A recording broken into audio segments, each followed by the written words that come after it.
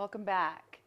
This video is getting out a little bit late this time around because it's kind of been like a tough one to explore, and it did take some research, and it took a little bit of soul searching for myself because I'm not really putting this out to try to create conflict or add to the conflict, but I'm seeing some things manifest in society and also within the individual that are leading down a path that I think a lot of people are unaware of. They're unaware of what's really going on because we get caught up at the surface level of like the image that the powers that want to be put forth for us to tiptoe around. So they do this on purpose so that we won't talk about these things, so that we won't try to get to the bottom of it, and so that we won't stand up to something that's unjust because we're afraid of this sort of face value issue that they've put over it. So I'm just going to dive right in because I kind of have it all written out and I don't really want to go off script too much and just get into like a rant. So the name of this video is Masculine and Feminine, More Than a Social Construct. And notice I said more than a social construct because it's not that I don't believe that there are some somewhat oppressive ideas about gender for some people in our society, but we'll explore that a little bit. So the principle of gender applies to all that has been or ever will be manifested in our reality. The principal polarities of masculine and feminine are intrinsic to every form in existence, including the human body, which is designed this way biologically. It is important to be aware that these principles are being intentionally inverted, damaged, and distorted here on Earth at the moment. During the ascension process, there can be some confusion about gender because humans inherently have both masculine and feminine traits. The human body is designed biologically to work with masculine and feminine polarities. There is a necessity of being willing to do the inner emotional work to support both our masculine and feminine to be expressed in the most energetically balanced way possible. If a male feels his feminine attributes and characteristics being activated, this does not mean he is a biological woman. If a woman feels more masculine traits at the forefront, this does not necessarily mean that she is a man. The powers that want to be are taking advantage of this aspect of spiritual evolution. They're taking advantage of the draw in young people to rebel against societal norms that feel constricted to them in the process. They are taking advantage of children when they are at their most vulnerable in the often challenging transition through puberty. Now, how much truth is in the experience of oppressive gender norms in traditional society? And is this structure, are these norms a kind of structure that is somewhat necessary for a functioning self, a functioning family unit, and a greater societal system? I think that's a really good question to ask ourselves. Now, while I understand that society and culture could be more accepting of deviations from traditional gender norms, I also think it's somewhat necessary for a thriving culture with thriving family systems to embrace certain structures. And I believe it's these structures, both in self and society, that are under attack purposefully at the moment. And the inversion of these polarities, both externally and internally, and the severing one from their own biology, the disillusion from identity completely that springs out of an over-attachment to one's superficial identity, leads to a world in which what it means to be human at its most fundamental levels is under threat. There is a deconstruction that is very intentional taking place both in society and culture, and even within the individual on fundamental spiritual levels. Okay, so while the outward expression of these masculine and feminine attributes can be in unique combinations from person to person, the inward harmony is tantamount to human evolution, and especially spiritual evolution. One cannot be at war with oneself or one's biology in this way and also be fully integrated spiritually. As the dynamic harmony between masculine and feminine leads to a greater unity with the divine and is crucial to Earth's as well as humans' current evolutionary trajectory. Let's look a little bit at the big picture causal karma that can kind of play itself out through this. So another thing to think about is the karma that's worked out on this 3D plane through the archetypes that are embodied within these polarities.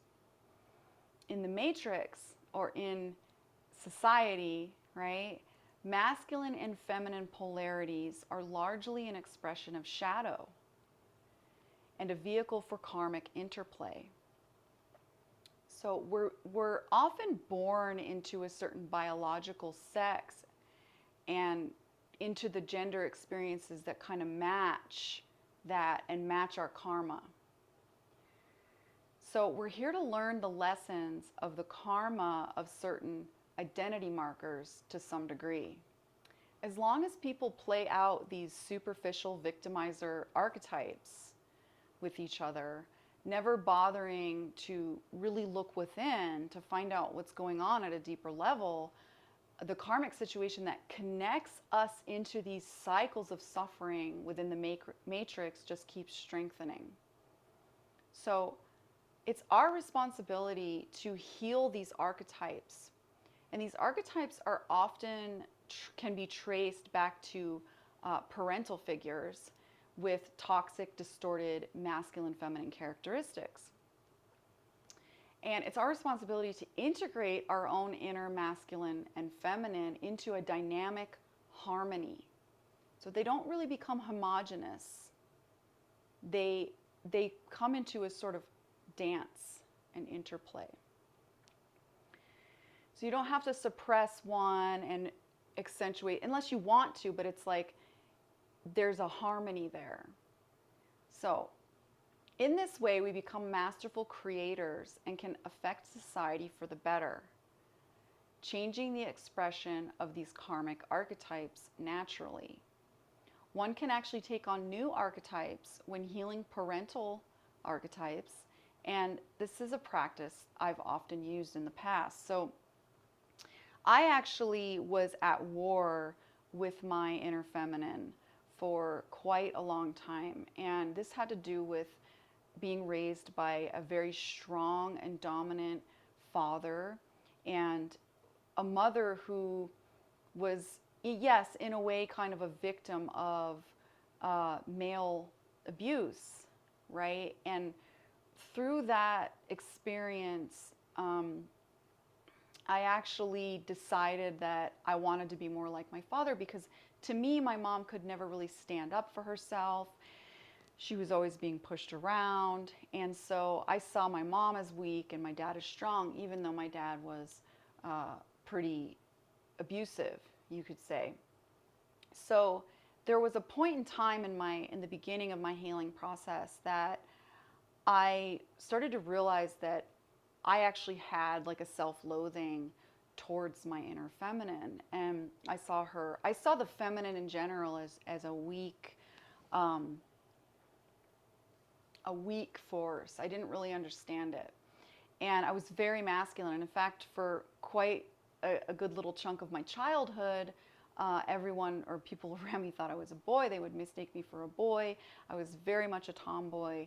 Um, and but at the time, there wasn't really the propaganda that there is now, being geared towards teenagers and adolescents and children.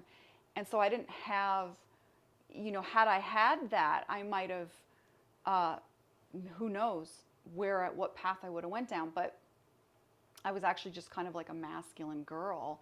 And this went into my 20s actually, and it wasn't till I had my major awakening, which I've done other videos about. It wasn't until a couple years into that I realized I had this block with the feminine. And so I had to do a lot of active internal integration, or I wanted to do a lot of active internal integration, because I was guided spiritually that it was really important that I integrate this feminine side.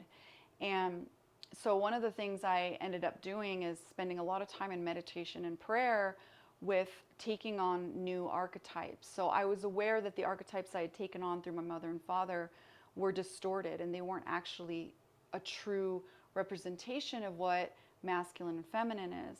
So I took on spiritual archetypes for parental figures, and the feminine had to do with earth and Gaia and nature, and the masculine had to do with great spirit and the greater cosmos, I guess you could say. And I was actually able to draw on the elements of earth as well. I remember drawing on the stability of the granite that I was sitting on and things like that to bring in like this positive masculine force, and allowing myself to kind of spiritually merge into and melt into the waters that were around. And so I was able to explore my internal masculine and feminine through these like greater spiritual avenues. And anyway, so let's talk a little bit about what masculine and feminine principles actually are. So we live in a world of opposing forces. The fundamental fabric of our reality springs out of a dynamic relationship between the polarities of masculine and feminine forces.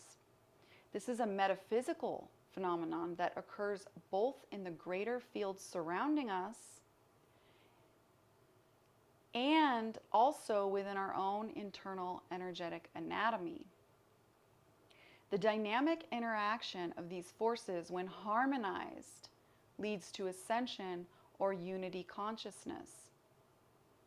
And the foundation of what it is to be human is predicated metaphysically on this internal alchemy between masculine and feminine forces.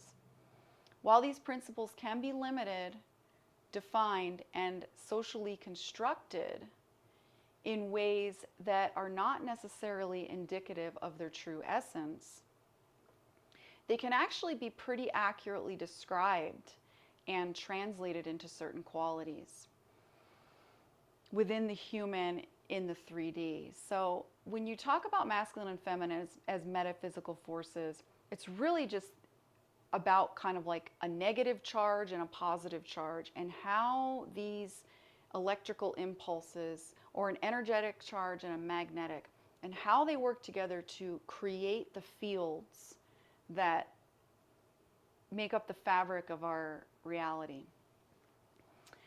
But you can take that and extrapolate and kind of filter it through the 3D, and it does translate into certain qualities. And you cannot so easily separate these qualities from our biology. Yes, there is somewhat of a spectrum. You know, I probably have more masculine characteristics than some other women, right? And that's okay, but that doesn't mean I'm biologically a man. And we cannot completely separate these masculine and feminine traits from biology, because there are certain things, you know, like hormones and the way our endocrine system works and everything, the way our brains operate, that are different from men to women. Now, is it just black and white, sliced right down the middle? No, it's not.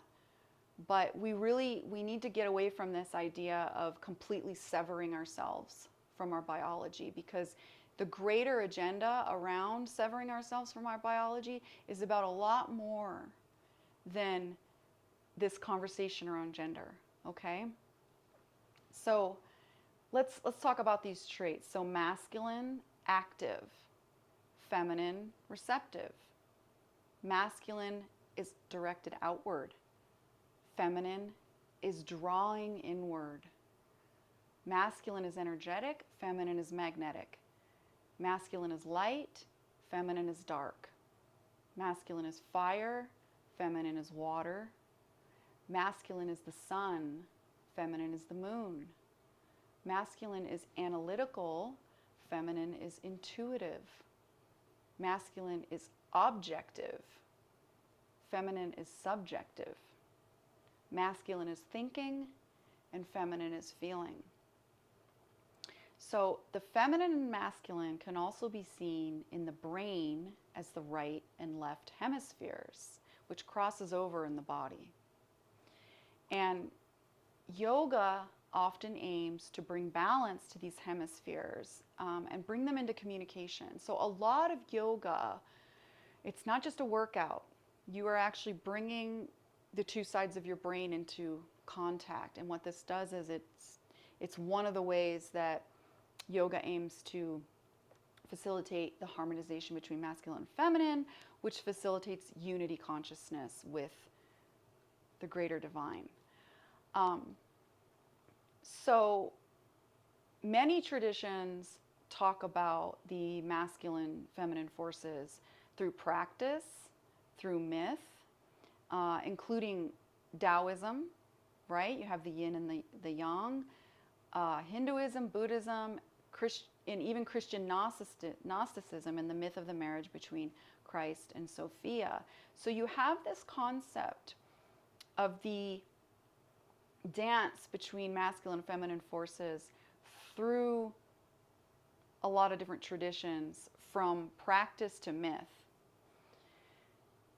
So for me, yoga is the clearest example because this is the system I'm most familiar with in my own internal experience as well as through my studies.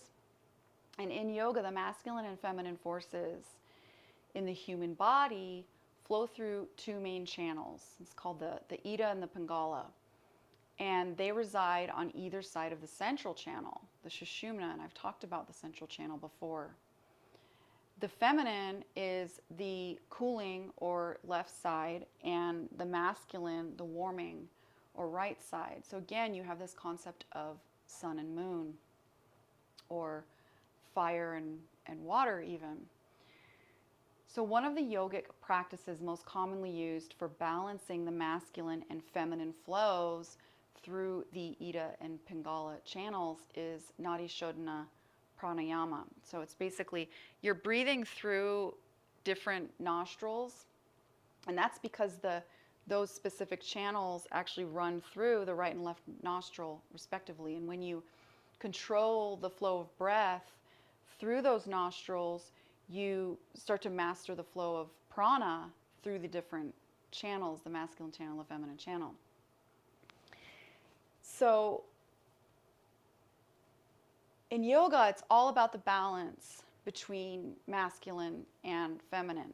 My light kind of screwed up, and through this dynamic harmony, the internal energies, there we go, the internal energies become unified into the central flow. So the rising of Kundalini energy up through, when it's joined into the central channel, it has to be harmonized through the masculine and feminine flows first. So they become unified into the central flow. The harmonies between the masculine and feminine energy flows build into a greater union with the divine. This happens both energetically and at the level of one's consciousness, even at the level of one's psychology. When these harmonies start to happen, like I said, I explained through my own personal process, it goes through every layer of your being, and and it harmonizes these. So even on the level of psychology, you will heal your connection to your parents through this. So when one does come into this type of internal harmony, you no longer feel at war with your biology or either your masculine or feminine side, because you can actually flow through different traits that may be defined as either masculine or feminine, depending on the situation. And you can even harmonize with your environment respectively without falling prey to the toxic archetypes of these principles, either from society or from within yourself, passed down from parents. So I'm not denying, and I don't know if anybody else is really denying, that society can be limiting in this way. But it's one of these things that karmically we're born into here to explore and heal and develop. So it's kind of like there's no getting around it if you really want to take full responsibility for your path spiritually. Then this is just one of those things we face. It's one of those things that we face, and it can be very uncomfortable. I remember feeling extremely uncomfortable in my body as a woman. And like I said, back then I didn't have the propaganda to tell me that there was like some way of becoming a man. But who knows what I would have fallen for if that would have happened. But yeah, I remember feeling an insane amount of shame in my body as a woman. I did not feel right. Of course, I've healed that now. So another example of masculine and feminine forces interacting within the human, and this is on a metaphysical level again, is the Merkaba. So the Merkaba fields are pairs of electromagnetic fields based on the polarity between the masculine and feminine forces, which are male electrical spirals and feminine magnetic spirals that are counter-rotating to each other, but also fully interwoven together. So with the concept of the Merkaba vehicle, ascension vehicle, the masculine principle, you have the masculine principle tetrahedron, right? And then you have the feminine principle tetrahedron. It's on my thumbnail for this video. And that regulates the starting spin points. And it's the relationship between the two that merge and unify your consciousness and your energy field into union with the greater divine, as I've been talking about. So the Merkaba is a really fascinating symbol for the masculine feminine. And again, masculine feminine is really this kind of negative or positive and negative charge. But there's something to that. There's something to how that actually translates through the 3D as well. So let's talk a little bit about Shiva and Shakti. We're going to zoom out a little bit here. So Shiva within the ancient Hindi yoga system is the unmanifest consciousness that underlies reality. And Shakti is the energy that animates and brings this unmanifest consciousness into form.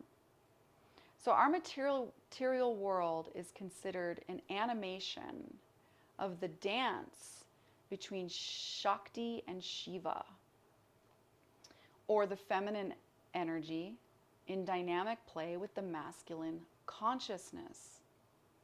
Shiva is sometimes synonymous with Brahman, or the all, and Shakti with the Maya of our material world.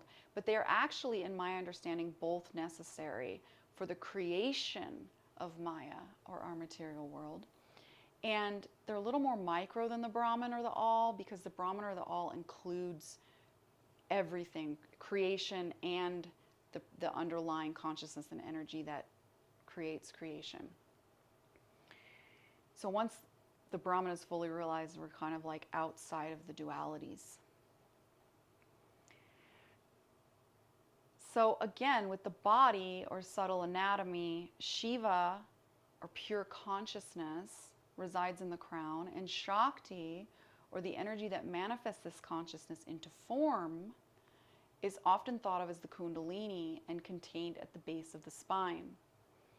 Our bodies, or biology, are a direct manifestation of Shakti and a vehicle for Shiva when trained and tuned properly.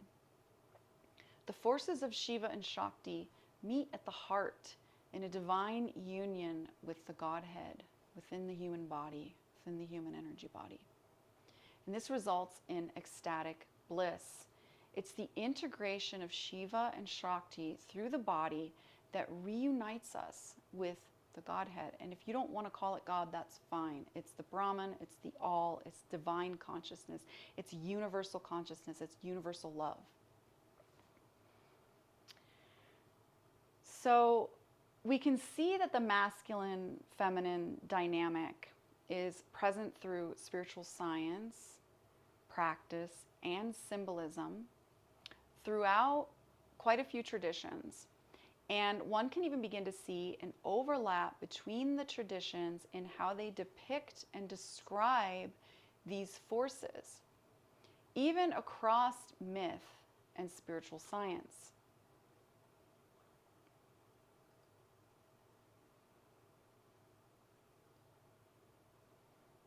In the myth of the fall of Sophia,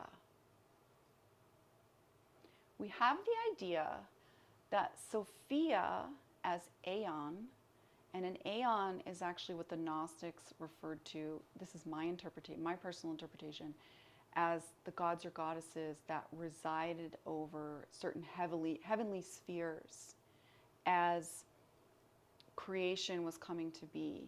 So they sort of descended through the spheres into lower dimensions, and lower densities until our realm was formed. And so you have this idea in the fall of Sophia that she suffers some kind of mishap, which leads her to fall into separation from the heavenly graces and fall from her connection to the divine into this material world. More specifically, her offspring, which was created out of this mishap, in giving birth to him without a male consort. So she gave birth to him out of balance with masculine and feminine. And in his separation from his mother, as well as God, he becomes the demiurge who creates the material world we live in. And he does this out of confusion and loneliness, as well as having been conceived without the proper balance of masculine and feminine. So getting into this myth, it gets pretty interesting to try to draw parallels, like metaphysically, and draw parallels to the current psychology and society of this dualistic mindset that I think we have archetypally internally between the mind and the body, or between earth and heaven, or earth and spirit. And just think about how that plays out. So within this myth, later Christ appears and to rescue Sophia, reuniting her with divine consciousness, bringing balance back into creation by crystallizing a pathway to spirit consciousness on earth through the marriage of masculine and feminine, through the forms of creation. Sophia and her creation are often portrayed negatively or as a type of abomination. However, and again, this is my perspective, Sophia is often found to more directly mean wisdom. That part's not my perspective. The word actually does mean wisdom in Greek, I think. And it seems to me that wisdom is acquired through mishap, isn't it? Don't we make mistakes to learn from those mistakes and actually evolve and grow in our wisdom? Yes, we do. So it seems to me that the story of human descent or fall or disconnection from the divine through the flesh that we often hear about, and then our ascension again, is a story of the attainment of wisdom. that perhaps we needed to fall in order to attain our co-creator status, in order to attain our I am consciousness that I often talk about, to individuate. Is it possible that we had to turn away and feel our separation from the divine in order to learn about free will and consciously choose it again? Is it possible that our descent into the illusion of duality was necessary for the attainment of an even higher wisdom?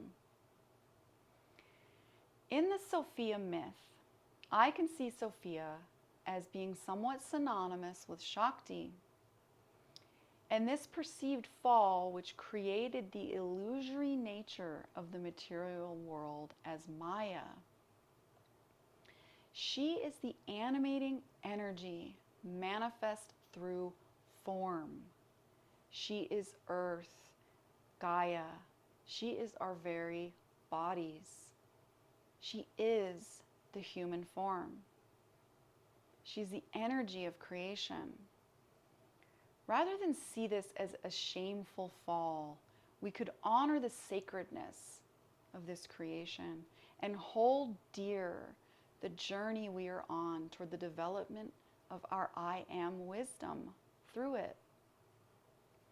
Christ, I believe, in this myth can be seen as the underlying consciousness, or Shiva, and the marriage between Christ and Sophia as the sacred dynamic harmony of masculine and feminine forces that lead one to union with the all, or the divine. This marriage leads one to a realization of spirit through matter, into a unity consciousness that permeates all of creation, that manifests spirit through form. The material world, however illusory it can be, is not a mistake, as much as a necessary aspect of the human journey, our evolutionary pathway. Our bodies, as Earth and all of creation, are a sacred manifestation of spirit. It's through these bodies, through our internal interaction of masculine and feminine forces, through unity with the divine, that we become a vehicle for birthing spirit into the material world through our own form. So Sophia, as the divine feminine energy that is the vehicle for Shiva, right, for Christ, through form, she lives through us, through our bodies. She carries spirit into our material form.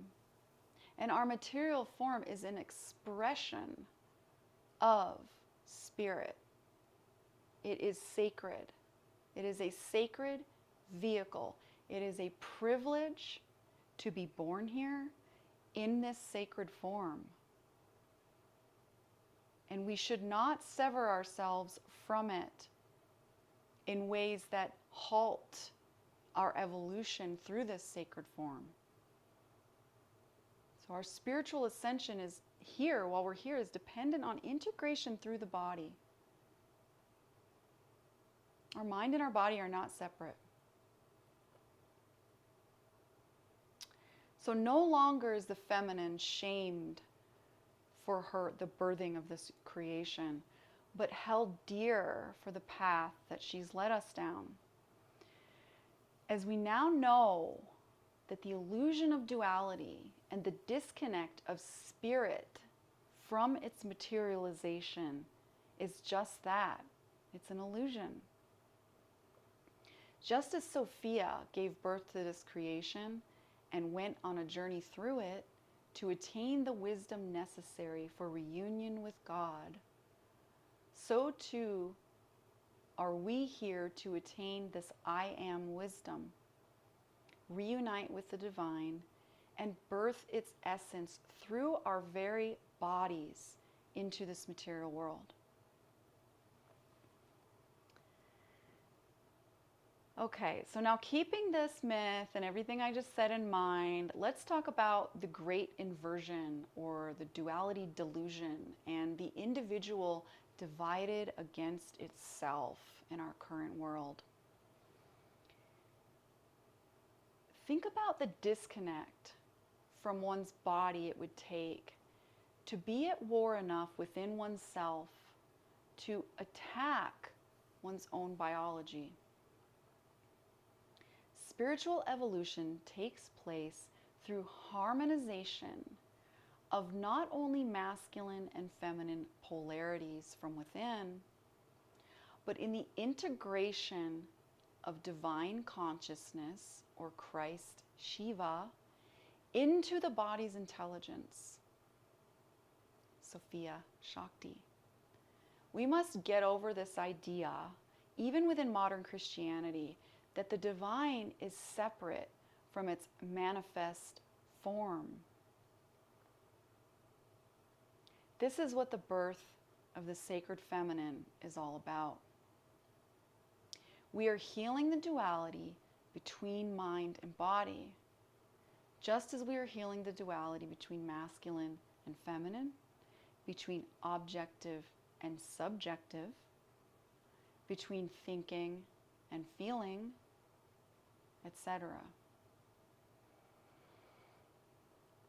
The inversion and distortion of these truths, of the principle of gender, is a direct attack on what it is to be human. To say that a biological male can give birth to form is an abomination. To invert that truth on a biological level attacks the very fundamental fabric of creation.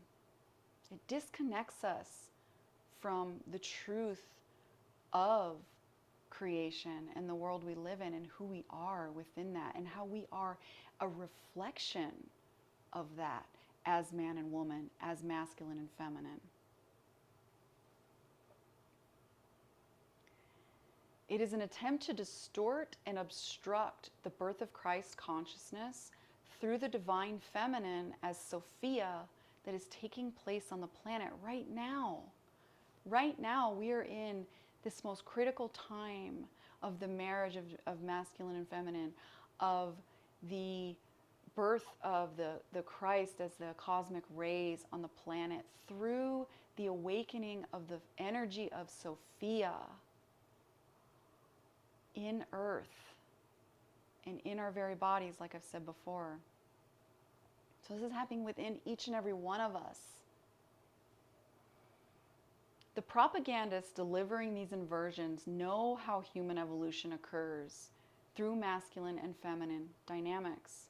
They know how this expresses through biology.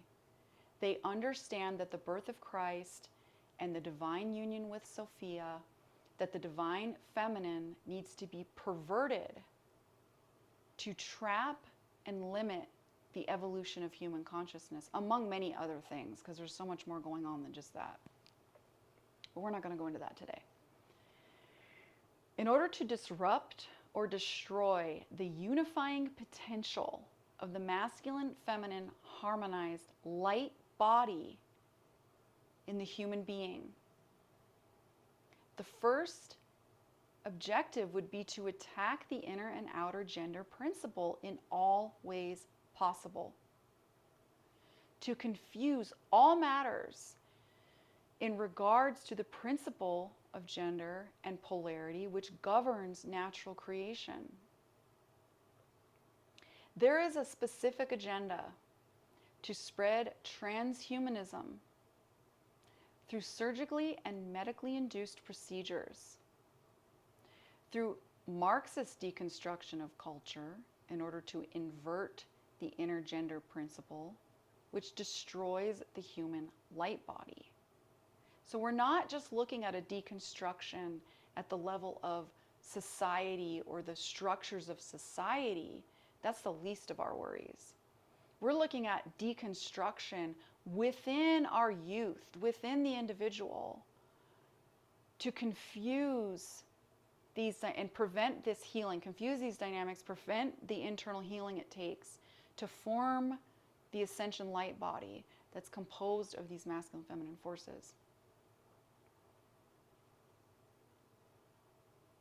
We have to understand our subtle anatomy and how it works with male and female principal polarities before we can accurately assess ourselves and our environment as to what it is to truly be human. Erasing or perverting the biological woman as the sacred vessel for birthing consciousness into human form on this planet is a direct attack and attempt to pervert the very foundations of the fabric of creation itself.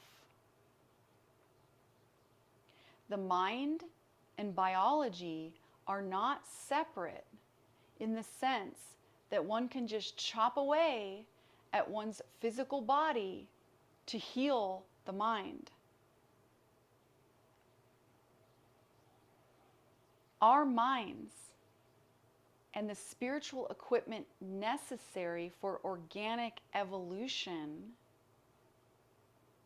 are partly contained in the body.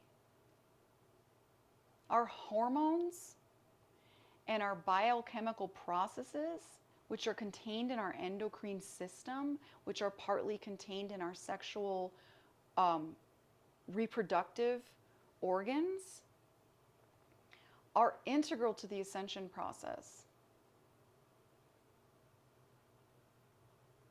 The mother is the central symbol for what it means to be human. The divine feminine is the vehicle for birthing spirit into form. Not just within creation, but within our very bodies.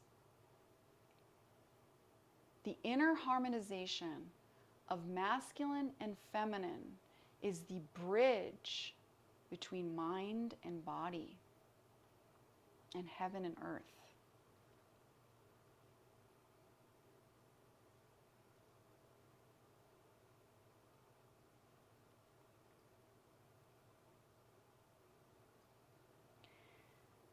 So that's the end of my thing here. And I'm just going to leave you with that. I'm thinking about doing a deeper dive into this transhumanist sort of agenda, or whatever you want to call it. But it's a pretty icky, ugly subject, and I don't know honestly if I can handle it psychically. I mean, when I start to look into this stuff, it's pretty icky. It's pretty icky. And it honestly, our children are under attack. I mean, there might be people out there that don't want me to say that, but it's obvious.